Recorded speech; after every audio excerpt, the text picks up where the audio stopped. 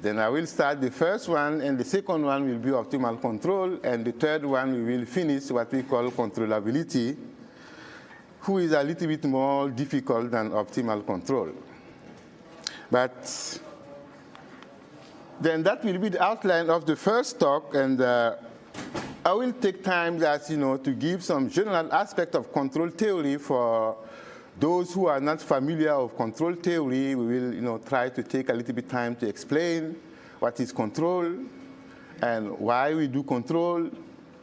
And then I will formulate the problem we will like to discuss for the first lecture.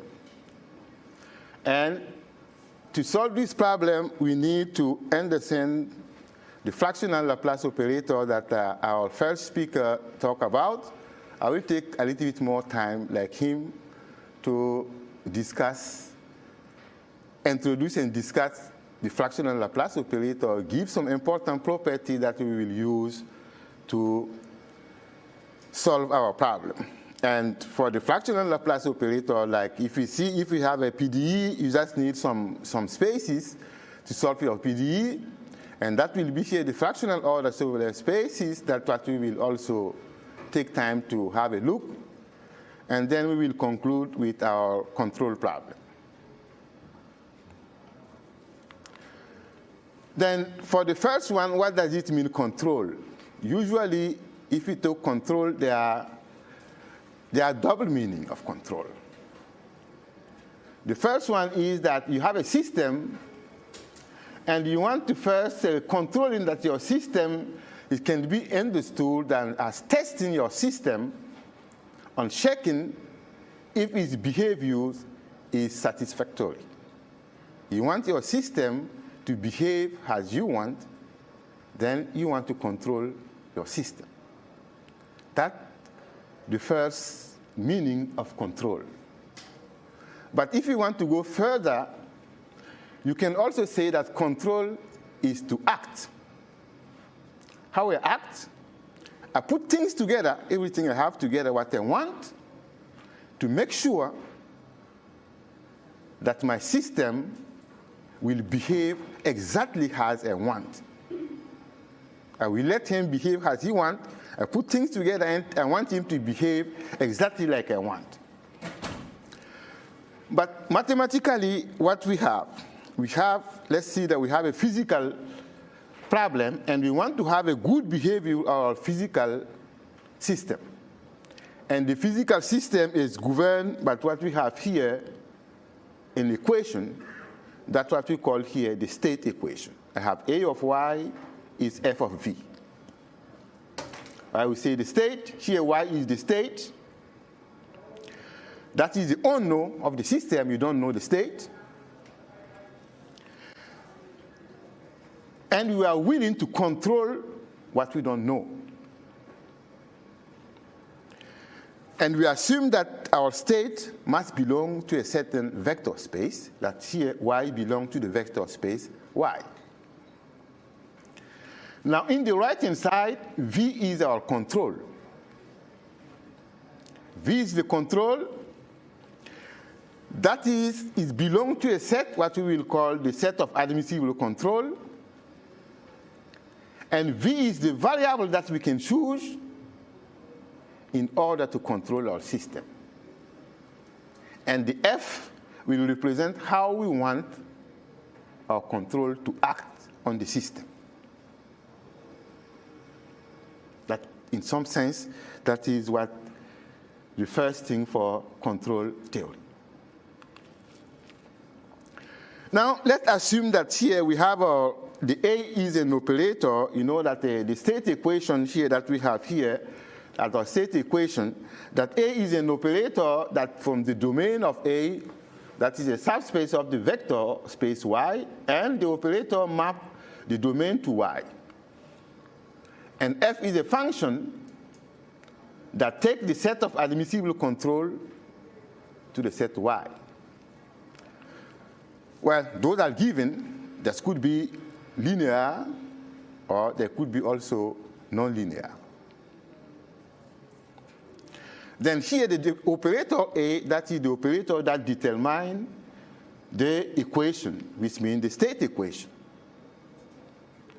And that must satisfy by the state variable y according to the law of physics we want to control.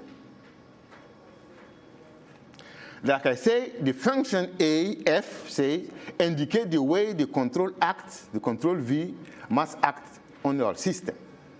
That's why we have the state equation a of y is equal to f of v. But to do control theory, we have to assume that our state equation has a solution. If you don't have a solution, you cannot control anything. Then if we assume that for any v in the set of admissible control, that our state equation has a solution, y, of course, y depends on v. You have at least one solution. Then what does this mean to control our state equation? To control our state equation, then is to find an admissible control v such that the state y get close to a target. I fix a target. I want to find a control that is in my set of admissible control such that the solution of our state equation get close to my target. Well, get close, we have to give what is meaning of getting close to the target.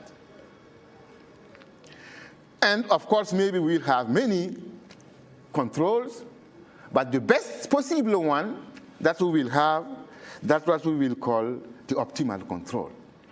Then the best possible one that you can find that achieve your goal, that we will call the admissible control, the optimal control.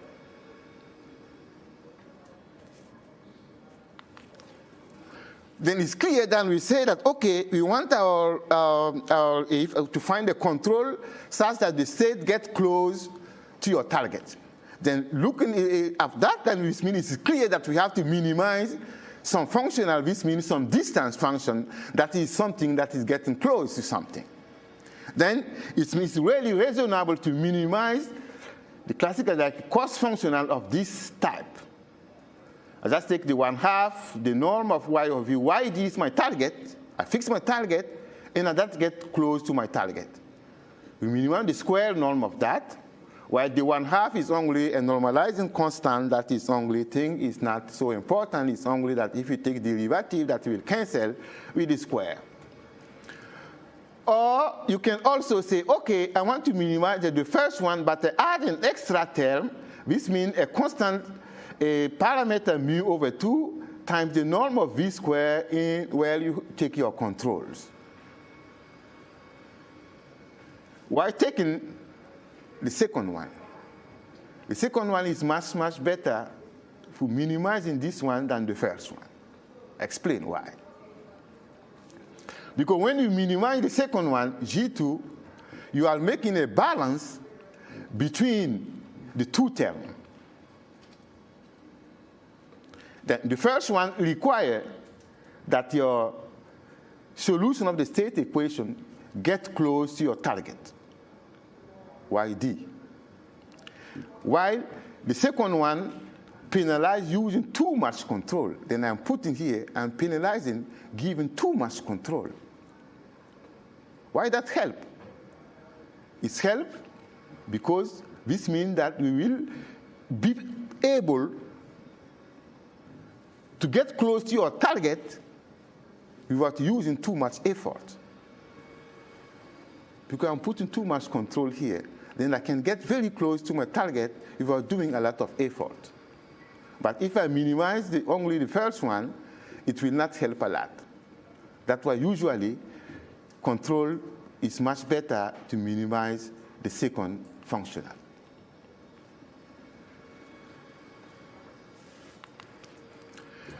Now, that is the first thing. There is a second tip, that's what we call controllability. There are two ways of specifying what we say. Remember that I say a desire prescribed situation. First, I can fix my target, and I say that, okay, my solution of my state equation is equal to my target. Or The second possibility is that, okay, at least the solution of my state equation is almost equal to my target. Those are the 2 points that we call controllability. You see, the first one is too demanding. Second one is a little bit less demanding. Then the main question is then, if I can find an admissible control V such that the solution of the state equation, now remember the solutions Y of V, satisfies 1, 4 or 1, 5. 1, 4, we will see in lecture 3, that's what we call exact controllability. And 1, 4, 5, that we will call approximate controllability.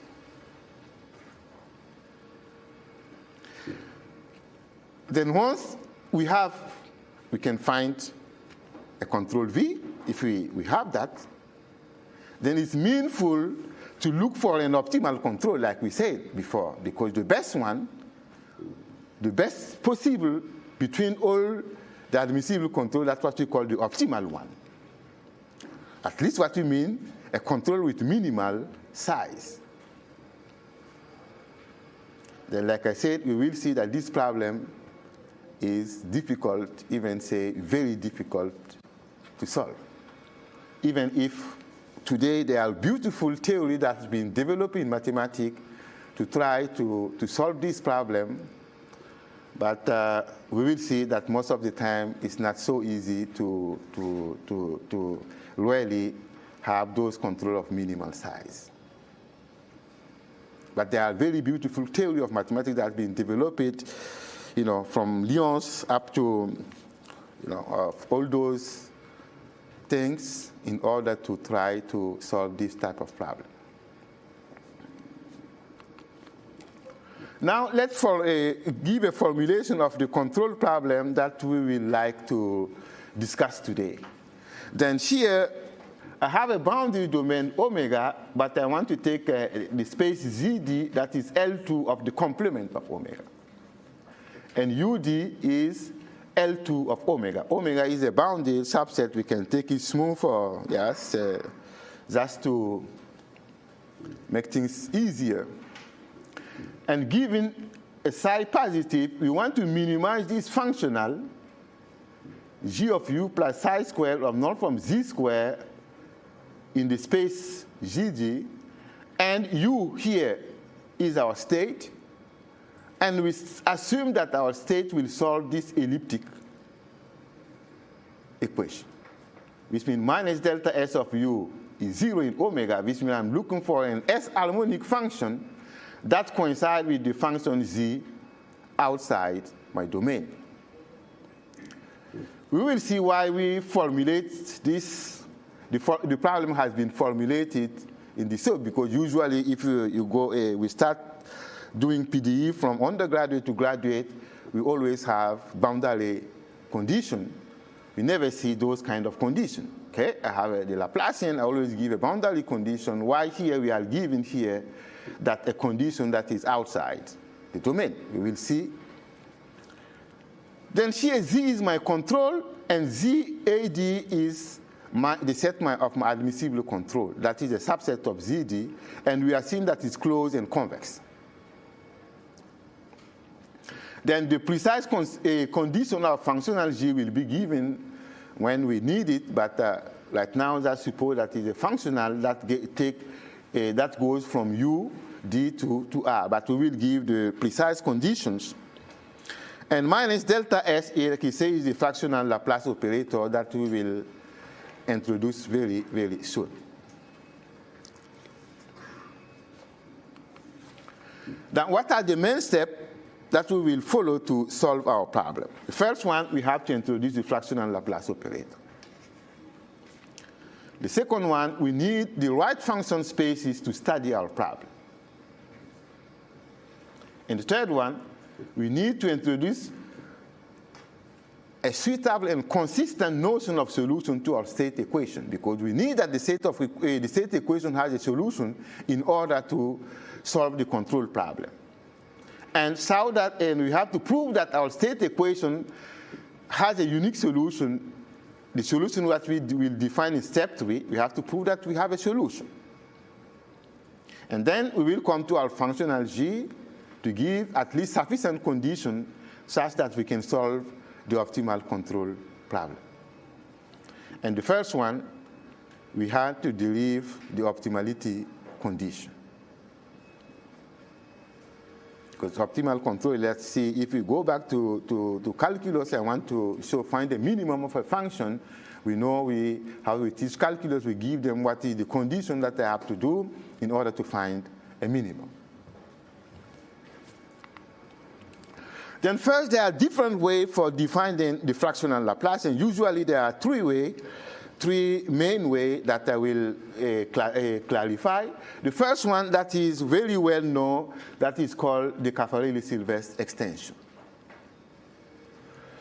Then what is the Caffarelli-Sylvestre extension? The Caffarelli-Sylvestre extension, remember S is between 0 and 1. Given a function U, a measurable function from Rn to R, they consider what we call the harmonic extension that I call W. W is the harmonic extension of U. What is that? This harmonic extension, that is a solution of this elliptic. Remember that is an elliptic equation. You are looking at like here like a YY, but we are solving on the cylinder. That is an elliptic equation. It's not a parabolic or thing equation. It's an elliptic that solves the elliptic equation, and that coincides with the function U when Y is 0. Then they solve this problem. Caffarelli and Sylvestre solve this problem, and they prove that if they take the limit, they multiply the solution with y power 1 minus 2s with the partial derivative in y. They take the limit when y goes to 0 plus. They get an operator, and they have seen that is exactly, a constant times, the fractional Laplace operator. The constant is an explicit constant, is given by 2 power 2s minus 1, gamma of s divided by gamma of 1 minus s. Gamma is the usual Euler gamma function. Of course, here, like I say, you cannot be only measurable to have that in order for the Dirichlet problem to be well posed. Well, in the paper of Caffarelli and Sylvestre, they take U to be nice function, but one can really prove that U must be in an interpolation space, and this interpolation space will be the HS space that George was talking, that we can see that taking U there, it will be always possible to solve the Dirichlet problem, and then you will have the fractional Laplace operator. That is one definition of the fractional Laplace operator. If there is any question, you can always stop me at any time. Yeah? Dr. Warma, so if S equals 1, then this,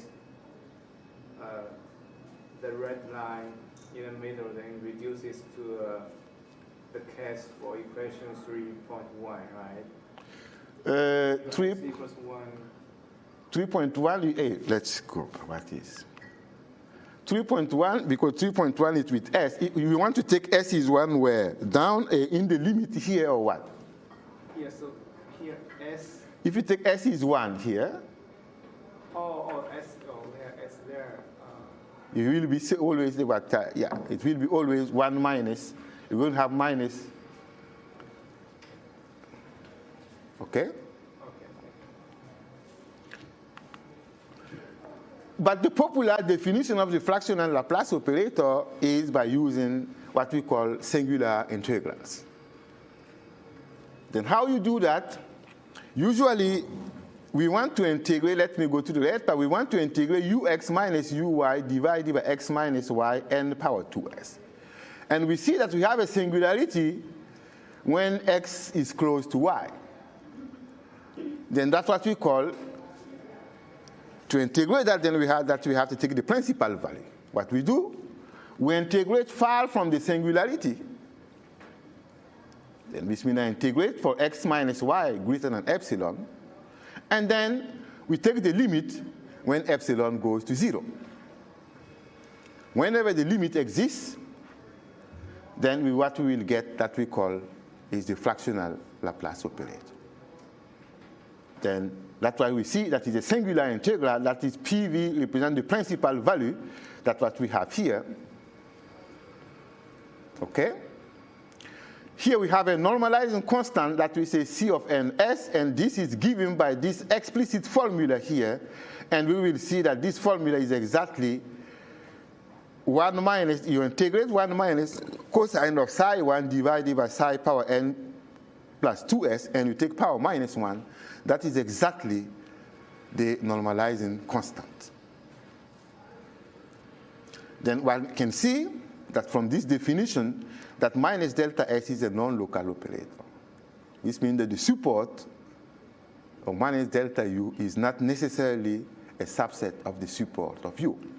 Because if you take the classical Laplace operator, if u is 0 in an open set O, then delta u is 0 there. But you see here from this integral that u can be 0 in an open set, but minus delta s of u is not 0 there. Then it is not a local operator. Then it is belong to the class of non-local operators. So is that how we define a non-local operator? So that is a fractional no. A non-local operator, you can have an integral operator that is non-local. I didn't say that is, but I say it's yeah. But one can see that a non-local operator has this property, that the support of AU is not necessarily in the support of U.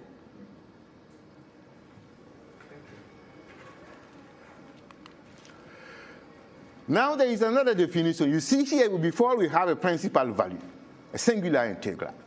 But I can say if U is smooth, let's say that U is in the Schwarz space, S of Rn, one can drop out the singular value and have a normal integral.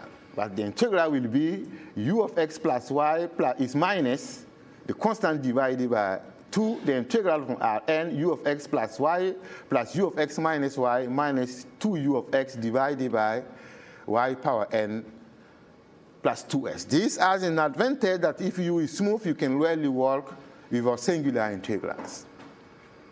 Okay? But let me give you the proof. Okay, because it's not straightforward, but it's easy to understand. First, we take the formula that we had before. Remember that is the formula, the principal value of u, I just take the minus, uy minus ux divided by the kernel. Then I make a change of variable, I take z is y minus x. Then here y will be u of x plus z, then here will be ux, and here x minus y is z. That's what we get from just making the change of variable z is y minus x. Then I say, okay, I relabel z tilde is minus z. Then I still have the principal value, u of x plus z, what I have here. Then z is minus z tilde, and nothing changed here at what I get here. Okay? Then I say, okay, I relabel z tilde to be z. Then what I get, I have 2 times the principal value u of x plus z minus ux divided by z power n plus 2s. I have the first one, I take that one, plus the other one is x minus z minus ux. And I get those two, split those two integrals. Now we rename z now as y again. Then I get that minus delta s u of x is minus c, and the principal value, you get here u of x plus y, I take the sum, plus u of x minus y minus 2 of x, 2ux divided by the kernel. But remember, I want to take out this principal value. But all the change of variable that I have, I still have the principal value. But since u is smooth, we can make a Taylor, a second order Taylor expansion. If you make a second order Taylor expansion, you will get that what we have here, the integrand, is less than the second derivative of u, the L infinity norm divided by the kernel here, but you have minus 2 here, n plus 2s minus 2.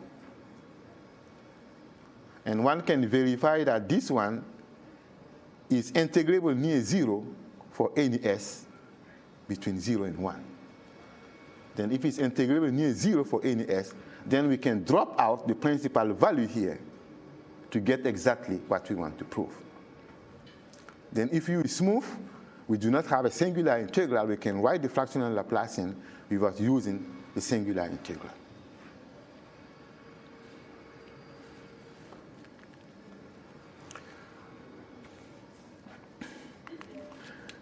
There is a last one for those people who love Fourier analysis, how to define the fractional Laplace. If you love Fourier analysis, you can say, okay, I can define the fractional Laplacian as a pseudo differential operator with the symbol modulus of psi power 2s. What is that? This means I have the constant, I take the inverse Fourier transform of the symbol times the Fourier transform. Okay, here the Fourier transform is defined by this integral. And if you define this by putting this normalizing constant to define the inverse, you don't have to put the normalizing constant anymore. It's only for technical reason. And the constant is given by, exactly like I said. And for those doing more, in physics, the minus delta S, what they call the generator of the S-stable-Levy process. It's only that. That is, the generator of the S-Levy process is what we call the fractional Laplace operator. But I really want to prove this formula, and we will see that we will get the constant, this exact formula of the constant. How we do it? Okay, to prove it, I will prove it at least for smooth function. I take U to be in the Schwarz space, S of Rn. Then to prove it, remember that we say that if U is smooth, we can define the fractional Laplacian with this integral that is no longer a singular integral. Then if I can prove, I denote it by L, the operator L, if I can prove that the symbol of L is modulus of psi power 2s, then I'm done. Because I know that L of U is minus delta S of U, then I have to compute the symbol of the operator L and see what I get. But what is the symbol? The symbol is only a map from Rn to R, such that L of U is the inverse Fourier transform of S hat times F of U. Here, psi is what we call the frequency variable. Then let's see if we can compute the symbol of L. First, we have to see integrability, if we can compute, because I cannot do the Fourier transform if I don't know if I have regularity to do the Fourier transform.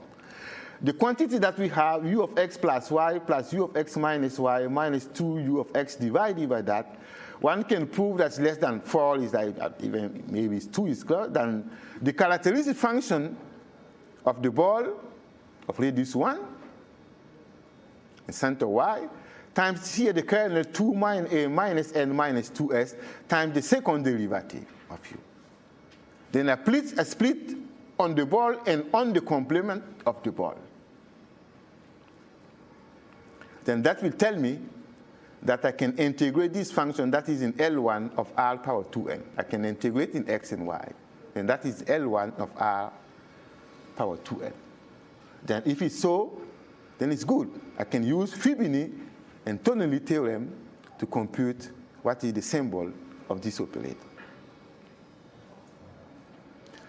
Then let's say, then remember that to find the symbol is as I multiply what I need with f of u, the Fourier transform of u. But the Fourier transform is what is the integral here. It will only come the Fourier transform of what I have in the numerator. And remember, the Fourier transform is integral exponential of minus I cx. Then this comes here, that is exponential of I psi y plus exponential minus I psi y minus 2. Then we can take the Fourier transform of u outside. Then what I need to control the term that is the integral one. But you see here, use, complex analysis is not complex, Pre-calculus, you see that it is only 2 times 1 minus the cosine of psi minus y. Well, that is the integral of 1 minus cosine of psi times y. Then here I have the Fourier transform of u that is outside. Then I need to see what is this integral.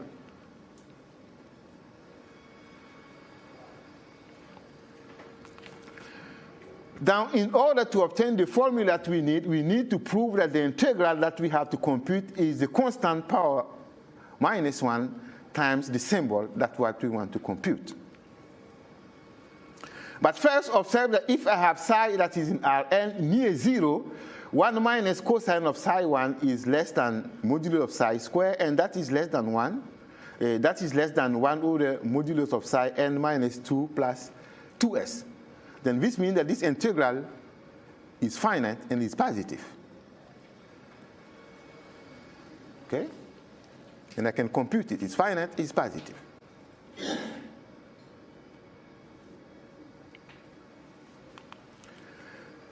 Now let's consider the function I that I say goes from Rn to R, that goes to this exactly the integral. I claim that I is rotationally invariant. This means that I of psi is I of modulus of psi times E1. E1 is the first directional vector of Rn. How we prove it? In one dimension, it is clear that I is an even function. Over there, you get this gratis. Okay? But in dimension greater or equal to 2, let's consider rotation R, for which R of modulus of psi E1 is equal to psi. And we denote by RT is transpose. Then we will use a change of variable with this rotational, with rotation R. Then we make the substitution y tilde is RTY. Then we will get that that's what we want to compute. We will just only, this change is only a change of variable. It's nothing. Then at the end, you will get that is exactly I of modulus of psi E1. Then that helps a lot. Then if you have this formula, then this means the I of psi is I of modulus of psi E1, and that is exactly this integral. And then you can, with the change of variable that you have here is 1, make the change of variable psi is modulus of psi power y times y. Then you will get that the modulus of psi power n plus 2 s is here. It will cancel with modulus of psi n. Then we will get you exactly the constant power minus 1 times modulus of psi power 2s. Then we have shown that the symbol of the operator L is exactly modulus of psi power 2s. And this means that that is exactly the fractional Laplace operator. Then it's a pseudo-differential operator with modulus of psi power 2s. Okay, any question? We go to fractional order. So we'll have spaces. Then first we define the space Hs of omega is, here is U is in L2 such that this semi-norm is finite. And we can under it is a norm, that one is a norm, which means the L2 norm square plus the semi-norm, and you take power 1/2, then we get that is a Hilbert space. We also need the space that we call Hs0, that is U is in Hs of Rn and U is 0 outside omega. Well, this space Hs of Rn, you can define it here the same by taking Rn, here Rn, Rn, or you can define it by using also the Fourier transform. Okay, this space Hs of Rn can be defined exactly like so, or you can use the Fourier transform. But I will denote by H minus S the dual of Hs0, such that we have here the Gelfand triplet. This means Hs0 is embedded in L2, and L2 is in the dual. One can also have the space what they call Hsc of omega. This means the closure of test function with the H of omega norm. All these spaces, you can define them. But be careful. Yeah. Yeah. So, Dr. Warma. Yeah. Sorry. I have a question here. In the second bullet, Yeah. I saw people have different definitions to define this set. for example, we can also define consider closure of the smooth function as c0 to infinity with respect to norm HSR. So I'm wondering whether these two sets is... Well, you can take the closure of test function, test function omega, with the HS of Rn norm. Yeah. That will be the same space if omega has a continuous boundary. Because if omega does not have a continuous boundary, test functions are not dense in this space. But for continuous boundary, they are dense, then they will coincide. Oh, so you mean if omega is smooth, that's Of course, continuous boundary is not even not smooth, but it's enough, okay? Oh, yeah, it's really hard to find a reference. There is. You can look at the papers of Baldinosi, and the proof is there. It's well done. Or you can look at the book of Grisva. The book of Grisva, you can book all the things that are proved there with the minimal regularity. Yeah. Thank you. If you wanted to define HS of Rn in the second term, would you keep that integral? Would you define it using the Fourier transform? HS of Rn, I put everything Rn. But would it be fine to just use the Fourier transform? You can also use Fourier transform. You take which means that is, you take the 1 plus modulus of C power S, power something that is integrable, that you can define it by the Fourier transform. You take the symbol and the proof is those spaces coincide is in the Hittinger gate from Baldinosi. You can see that the proof is there that the spaces coincide. You can use the Fourier transform or use that. And but in that case, with the works that you were just describing, work with taking functions and closure with respect to them, or those. Yeah, but he's taking this space, the second one. Yeah. With that, using the closure of test function on omega. With respect to the yes, we will get that. But like I say, the HS of 0 that is defined here, it is for any S that is the function u in HSC of omega such that u divided by the distance function power S is in L2 of omega. Which means that the closure of test function with HS of omega norm is not necessarily what I defined HS0. Well, but one can prove that if omega is Lipschitz continuous, they coincide if S is not 1/2. But even if F is C infinity and S is 1/2, if an omega is C infinity, S is 1/2, the spaces are different. Okay? That space for S is 1/2, that's what we call the Lyon space. Okay? This one. If S is 1/2, that is the Lyon space. Yeah. Go ahead. So what's the HCS? I defined it before here. HCS is the closure of test function, but with HS of omega norm. I see. Thank you. One can also prove that we have this Sobolev embedding that maybe we do not use it, and also one have compact embedding, but those properties can be used, to have regularity of solution of elliptic or parabolic equation, even if we will not use it in this talk. That's why I just mentioned it, but we will not use it. Then also we will need here a notion that we call the non-local normal derivative. Then for a measurable function u on Rn, that is important, I define the operator that I call Sn of u. That is you see I have the same constant. Inside of integrating on Rn, I integrate on omega, the same, but I take x is in the complement of omega bar. Okay? Then that is clear that is a non-local operator, and it is always well defined when u is in HS of Rn. That is a well-defined function. And one can prove that an S map HS of Rn continuously into HS log of Rn of the complement of omega. It's mapped continuously HS of Rn into HS log, but only locally. But if in addition you know that, okay, let's say that u is in HS0 of omega, and you know that the fractional Laplace is also nice, then this non-local derivative is at least in L2 of the complement. It's at least in L2 of the complement. and one has this bound. Why we need that? We need that in order to give an integration by part formula, because if you're doing PDE on domains, you need an integration by part formula, otherwise you cannot do anything.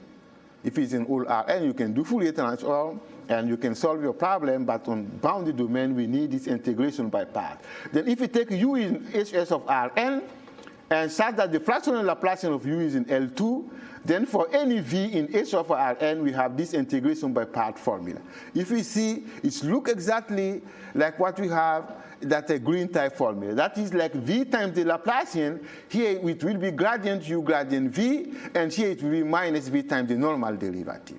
It is exactly the same thing that what we have, like doing a green type formula. But like you see here, it's like what I was saying, we don't need any information on omega complement times omega complement. You can just forget that. You don't need any information on omega complement times omega complement. You just need information on omega times omega, omega times omega complement, and omega complement times omega. But for symmetry, that will be. That's what we only will need.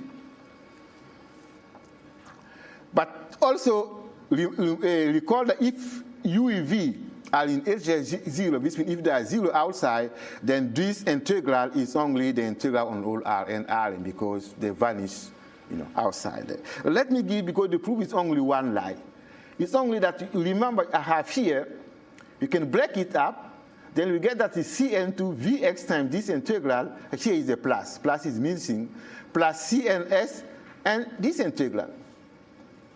It's only by breaking it. It's the very easy proof for the integration by part, not like for the Laplacian. Then I take the V outside. What I have here in red, if you see, is the fractional Laplace operator. Here, I also take Vx. What I have here in blue, that is the definition of the non-local normal derivative. Then the proof of the integration by part formula is only 2 lines. It's really easy. It's not like the Laplacian. The Laplacian, to prove the integration by part, you really have to know the green type thing, and this not that easy, but here is really simple. Maybe it's the only thing that is simple with the fractional Laplace.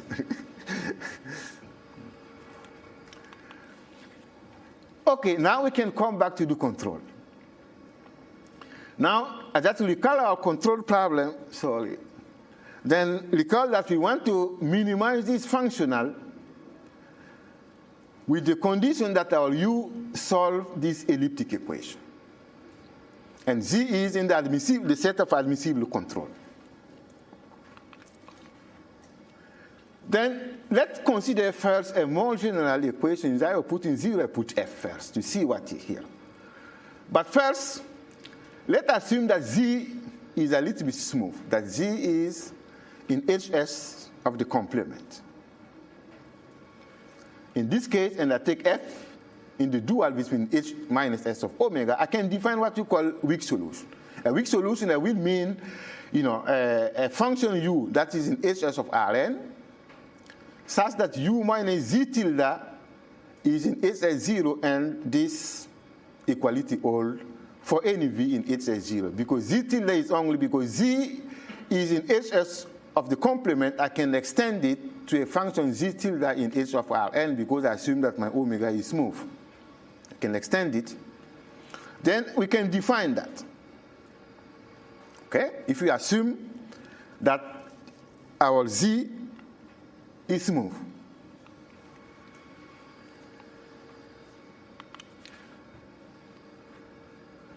Then, like I say, if omega is smooth, let's say as ellipsis continuous boundary, if Z is in H of the complement, I can always find the Z tilde that is in H of Rn, and they coincide, and one has this estimate that the norm of Z tilde is less than the constant times the norm of Z. And also, Z tilde is in Hs. We can take the fractional Laplacian of Z tilde, and that will give you in the dual of Hs, that is in H minus S of Rn. And we have also this estimate. This is only because the fractional Laplacian can be also seen as a bounded operator from Hs into its dual, that is H minus S of Rn.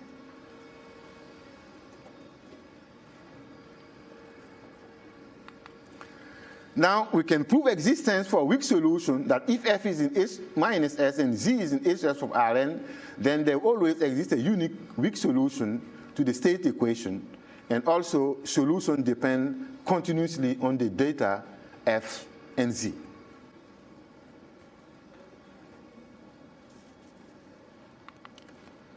Well, let me give an idea of the proof. The proof is think that you take U tilde is the U minus Z tilde is the extension of Z. Then we have that U tilde is in HS0 of omega because at the complement is vanished. And I compute the fractional Laplacian of U tilde, then that will be F minus the fractional Laplacian of Z tilde. Then that one, in the weak sense, that one satisfies this equality. Remember the epsilon of U tilde V is the double integral. This means the energy form. And that one, you can use the classical Lax-Milligram theorem to prove that you have a unique U tilde in HS0 that is a solution that satisfies this equality, and you have this estimate. Okay, that is only classical Lax-Milligram theorem. And then we have that, we can see that U is U tilde plus Z tilde solve your problem. Then you make a Lipton, then you get T, and you can just use all the estimate to get that the estimate that we put over there. Then you can get an estimate of our solution U. But let me tell you, this result is not useful for us. It's not, because we want to take our control to be in L2. But I take Z to be in HS, then it's not useful. Then we have to find other notion of solution. That's why we come out what we call the very weak solution. What you mean a very weak solution? Z is in L2, the F is not a problem. Then a function U that is in L2 of Rn is a very weak solution to 5-2, or is a solution by transposition. If you use Z at the complement, and we have this identity all for L in V, the test function. Then here everything is, well, U is in L2 of omega, U is a test function minus delta S of V is in L2. Here, that is also well defined. Then the notion of solution makes sense. Now, but I say, you may replace the space test function. You don't need all of them. You can take that U in HS0 such that minus delta S of U is in L2. That is enough. You can, in terms of testing for all test functions, you can also test with this space. It's not make a difference.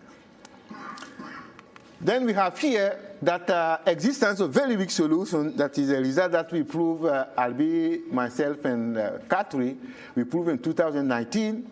That if F is in S minus S of omega, here is omega, and Z is in L2 of the complement, there exists a unique very weak solution.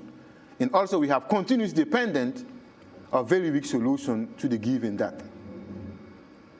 But if Z is smooth, then every weak solution is also a very weak solution. And every weak solution that belongs to HS is also a weak solution. Let me prove, to prove the result, I'm going to give you a theorem due by Lyons that many people don't use or maybe don't know, because the theorem is in the book of 61, but the book is in French. The theorem is more general. Well, it looks like Lax-Milligram is more general. Lyons' theorem says that if you have F with a norm that is a Hilbert space, and phi is a subset of F and doing it with a pre-Hilbert scalar product in associated norm. Phi is only a pre-Hilbert space. We put a scalar product in norm. And if we have E from F times phi to C, a Seskin linear form, with those conditions, that the embedding of phi to F is continuous, that the mapping to U that goes to U, the Seskin linear form is also continuous on F, and you have a kind of coexivity on the smaller space phi, then Lyons say that if phi goes to L of phi is a continuous linear functional on the smaller space, then there always exists a function U such that A of U phi is L of phi. Prove existence. he has uniqueness only if phi is a Hilbert space. If phi is not a Hilbert space, you always have existence. But if it's a Hilbert space, you have uniqueness. And that can apply to any problem. You can apply to elliptic, to parabolic, to any problem. That's what we will use. Then here, let's prove the existence. I'm using the Lyon's theorem. I take phi to be the test of the space of test function. I take the norm of u in HS, and we associate the scalar product. Then, of course, we know that this embedding is continuous. It's clear. Now, my bilinear form is given, my linear form is given of A of u, v is integral of u minus delta s of v, and the linear functional is given by what I have in the right-hand side when in my definition of very weak solution. Then what I have, the map of u goes to A, EUV is continuous in L2. You just make it only, Cauchy-Schwarz, the L2 norm times the L2 norm of V. Then it's continuous in L2. Then the first condition is good, second condition is good. Now the coexivity. I take V in the test function. Then AVV is integral of V minus delta S of V. And from the integration of part formula is give you the energy form. And the energy form is greater than the constant norm of V squared. Then you have your coexivity. Then, and using all the estimates that we had before, you can prove that the absolute value of L of V is less than the constant times the norm of F plus the norm of Z times the norm of V in H at 0. Then you have your last condition, that L is a continuous linear functional on G of omega. Then Lyon's theorem said that you have a very weak solution. Now you have to prove uniqueness. You assume that you have two.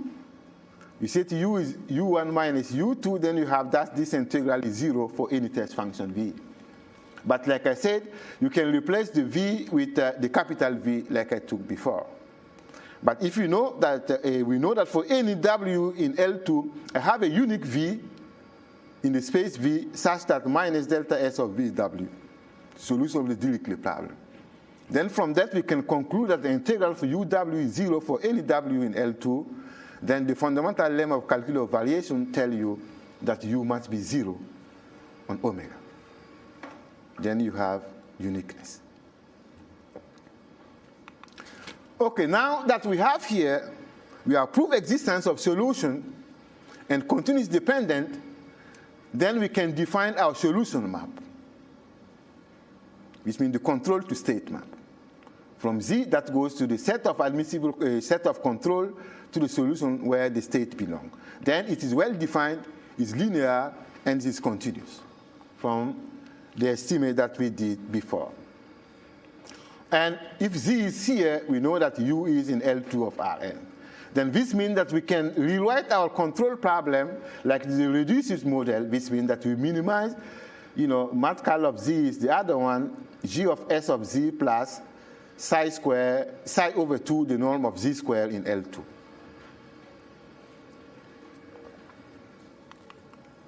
Then we can now define well-posedness. That is the second result that we prove in the paper. Then if ZAD is a closed and convex subset of ZD, then if Z is positive or ZAD is bounded, and G is weakly law or semi-continuous, weakly law or semi-continuous means that if U goes to U weakly in L2 of omega, then we have that G of U is less or equal to the lim nth of G of UN. Under this condition, then there is an optimal solution Z bar to our problem. And also, if we assume that psi is positive or J is strictly convex, then the minimizer is unique. Let's give an idea of the proof. From the hypothesis that we have, one can always construct a minimizing sequences. Then have a sequence Zn such that the infimum is only the limit of chi of Zn. Then you have a minimizing sequences. Then if psi is positive, or the set of admissible control is bounded, then this sequence is Zn of minimizer is a bounded sequences in Zd. And remember that is a Hilbert space. Then is reflexive, then you have at least a subsequences that converge weakly. Then you have a subsequence that converges weakly. Now, since we have assumed that the set of admissible control is closed, then it's weakly closed, then the admissible control is in our set of admissible control.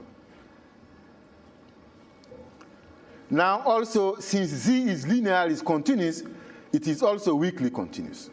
This means that Z of Zn also converges weakly to S of Z bar in L2 of omega. But we have to say that this U bar and Z bar satisfy our state equation. Okay? How we prove it? Remember that UN satisfy that. The UN and the Zn satisfy that, it's a very weak solution. UN is a very weak solution for a given Zn. Well, now it's simple. We know that UN converts to U bar and Zn converts to G bar weakly. Then you can take the limit here and you get exactly what we have here. Then this means that U bar, Z bar satisfy the state equation in the very weak sense. But why Z bar is a minimizer, then this follows from the weak law of semi-continuity. That can say that you have this chain of inequality that can prove that Z bar is a minimizer. It's only by using the weak law of semi-continuity and the existence of a minimizing sequences. Now, uniqueness, you prove uniqueness is like, we know that strict convexity always gives uniqueness, because you can assume that you have two minimizers, G1 bar and Z2 bar. Then for any Z, you have J of Z1 bar is equal to the second one is always less or equal to J of J, because it's a the two are minimizer. Then you take J to be, the mean, and you use the strict convexity, then you get equality. Then that's what proves that the minimizer is unique. That gives me 2 minutes to derive the optimality condition. But to derive this, what we need first, we need to find what is the adjoint of our solution map. And we can prove that the adjoint of the solution map is exactly given by minus the normal derivative, the non-local normal derivative of the solution P of the adjoint equation. That can be, we can compute. The computation is easy. I will not time here, but let me finish with the theorem to give here. That is what we prove, the main theorem in our paper, one of the main that give us here the optimality condition to the optimal control that we have solved. Then if we assume here that the J, or functional, is continuously Fréchet differentiable and the derivative of U at U is in L2, then if Z bar is a minimizer, we have this optimality condition. But of course, P bar here is the solution of the adjoint equation. One can also prove that is equivalent, that Z bar is the projection on the set of admissible control of this kind. But if we have a convexity, then this condition is also a sufficient condition. Under the assumption that J is convex, then it is a necessary and sufficient condition.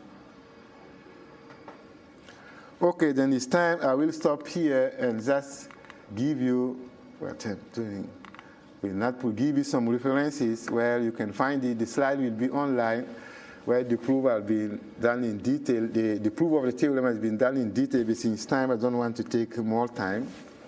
Yeah, thank you very much.